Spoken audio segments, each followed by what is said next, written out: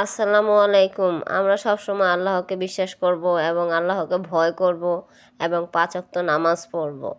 তাহলে আল্লাহকে সবসময় স্মরণ রাখলে অবশ্যই আল্লাহ রাব্বুল আলামিন যে কোনো বিপদের থেকে উদ্ধার করবেনই করবেন। আল্লাহকে বিশ্বাস করতে হবে। তো আমাদের ভালো কেউ দেখতে পারে না, তাই কী করে আমাদের ক্ষতি করার জন্য অনেকভাবেই চেষ্টা করা হয়, যাতে ক্ষতি করতে না পারে। সেই জন্য আল্লাহ রাব্বুল আলামিন আমাদের অনেক দোয়া দুরূদ তিলাওয়াত করতে দিয়েছেন, যা আমরা ঠিকমতো পালন করতে পারি না।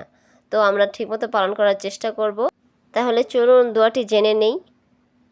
যখনই শরীর পাক পবিত্র অবস্থা থাকবেন তখন 3 বার দুরূদ শরীফ পড়বেন এবং ইয়া রহমানু 11 বার তিলাওয়াত করবেন। তিলাওয়াত করে পড়ে তখন শরীরে ফু দিবেন।